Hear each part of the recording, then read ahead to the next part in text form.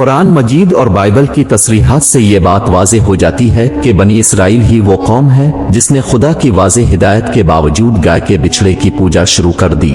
مشہور یونانی مورخ ہیروڈوٹس لکھتا ہے کہ قدیم لوگ بت پرست نہیں تھے، مگر حضرت ابراہیم علیہ السلام کے زمانے کے لوگ بت بناتے اور ان کی پوجا کرتے نظر آتے تھے۔ قرآن مجید میں ان لوگوں کی بت پرستی کی تصریح موجود ہے۔ اگر خود عیسائی اور یہودی مورخین کا کہنا ہے کہ بت پرستی کی ابتدا صحیح معنوں میں قدیم یہودیوں سے ہوئی، آج بھی یہودی اور عیسائی مختلف بت بناتے اور اپنے معبدوں میں سجاتے ہیں۔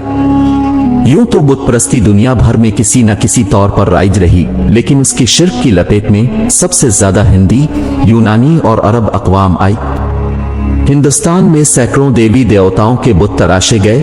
دراوڑوں، آریاؤں اور برہمنوں، بدھ مت کے پیروکاروں نے مذہبی عبادات کے لیے بت کو اہم حیثیت دی کہ ہر ذات ہر گھرانے کے لیے علیحدہ بت پوجنا مذہب کا حصہ ٹھہرا، اور یوں ان کی تعداد انگنت ہوئی۔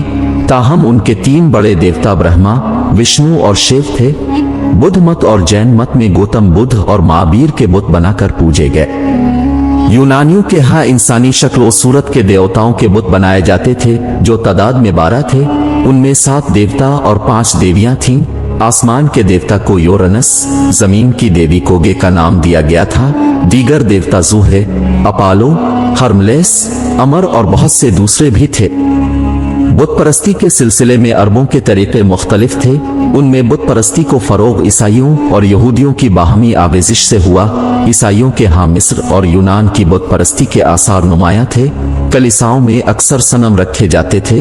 یہی چیز عربوں کے ہاں در آئی اور ہر قبیلے نے اپنے لیے بت تراشنے شروع کر دیے۔ انہیں صنم اور نصب کہا جاتا تھا۔ عام خیال تھا کہ یہ بت آسمان سے نازل ہوتے ہیں۔ عربوں کا یہ عقیدہ تھا کہ یہ بت خدا اور بندے کے درمیان وسیلہ کا باعث ہے۔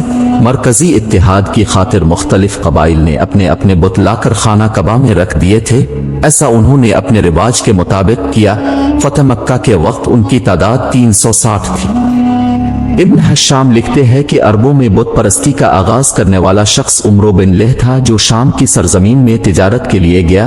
اسے امالیکیوں کی بت پرستی پسند آئی اور وہ ان سے بیبل نامی ایک بڑا بت لے آیا ہے۔ خانہ کعبہ کی چھت پر رکھ دیا گیا تاکہ عرب اس کی عبادت کریں۔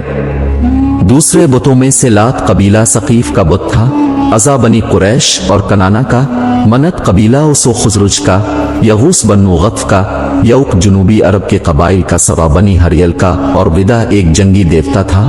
ان ودا، سوا، قوس، یوق اور نصر کا ذکر قرآن مجید میں بھی آیا ہے۔ ان بتوں کی پرستش طوفان نوح علیہ السلام کے تھوڑے عرصے بعد سے ہو رہی تھی، جسے عربوں نے فروغ بخشا۔ اسلام نے نہ صرف بت پرستی کا قلع کما کیا بلکہ عرب کی زمین کو ان بتوں کے وجود سے ہی پاک کر دیا۔ جہاں تک بت تراشی کا تعلق ہے تو مورخین کا کہنا ہے کہ بت تراشی قدیم زمانے ہی سے چلی آ رہی تھی۔ تہذیب کے آغاز سے بھی بہت قبل کے انسان نے تصویر کشی و بت تراشی کا آغاز کر دیا تھا۔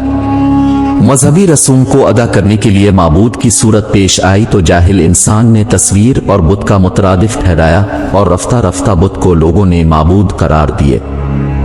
فرانس کے غاروں میں جانوروں کے بت ملے ہیں جنہیں زمانہ قبل از تاریخ کا انسان پوجا کرتا تھا۔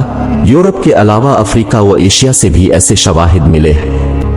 قدیم مصر میں عام طور پر فرعون کے مجسمے تراشے جاتے تھے جنہیں فرعون قائم مقام حیثیت حاصل ہوتی تھی۔ انہیں سجدہ کرنا فرعون ہی کو سجدہ کرنا ہوتا تھا۔ اس دور میں میت کے ساتھ ان کے مجسموں کو دفن کیا جاتا تھا۔ چنانچہ بت تراشی کے ہنر نے خاصا عروج حاصل کیا۔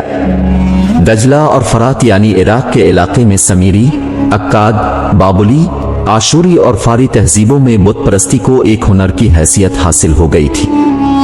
حضرت ابراہیم علیہ السلام کے وطن ار میں بت پرستی کا ہنر 4000 سال قبل مسیح سے رائج تھا۔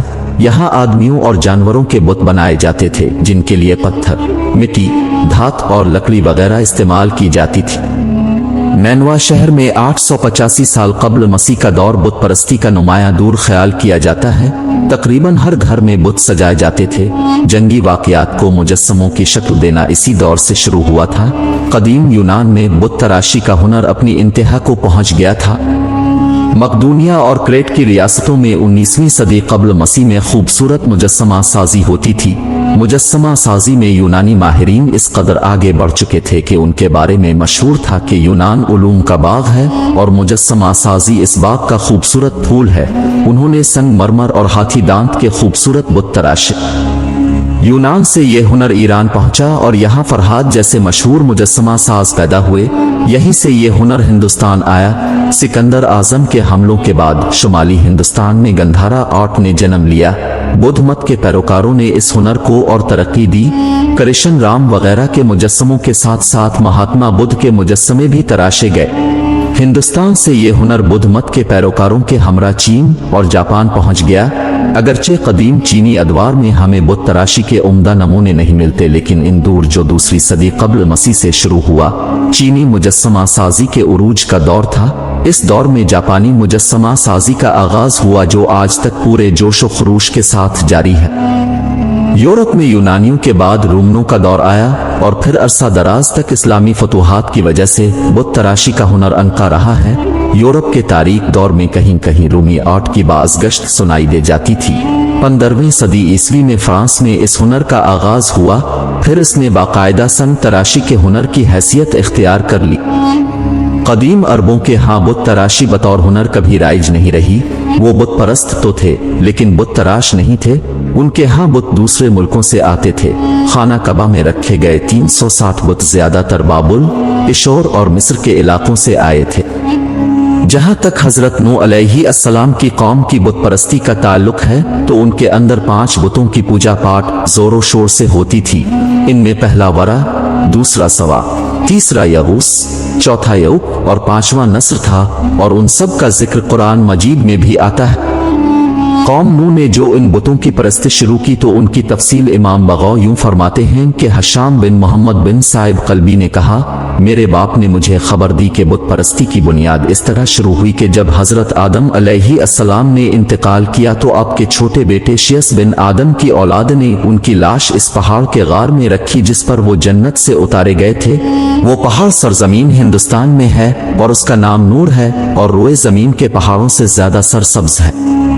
हशाम ने मजीद बयान किया कि मेरे बाप ने मुझे ये भी खबर दी और उन्होंने ये मामला अभी सालेह और इब्न अब्बास से बयान किया कि हजरत आदम की वफात के बाद हजरत शियस की औलाद कोहिस्तानी सिलसिले के एक तरफ रहती थी जबकि कोहिस्तानी सिलसिले के दूसरी तरफ उनके बड़े भाई काबील की औलाद रहती थी। चुनांचे हजरत शियस की औलाद इस पहाड़ के गार में आदम की लाश के पास जाया करती, बस उसकी तज़ीम करती थी। ये देखकर काबील की औलाद में से एक ने कहा कि बनी काबील देखो कि बनी शियस के पास एक चीज ऐसी है जिसके गिर्द घूमते हैं और उसकी तज़ीम करते हैं, जबकि तुम्हारे पास कुछ भी नहीं है। यानी बनी शियस के पास तो हजरत आदम दफन है, गोया बनी शियस हजरत आदम के वारिस है जबकि बनी काबील इससे महरूम है। और अगर आपने अभी तक हमारा चैनल सब्सक्राइब नहीं किया तो फौरन सब्सक्राइब कीजिए, साथ ही बेल आइकॉन पर क्लिक करें ताकि मज़ीद आने वाली वीडियो है वो आपको वक्त पर मिलती रहे। अल्लाह हाफिज।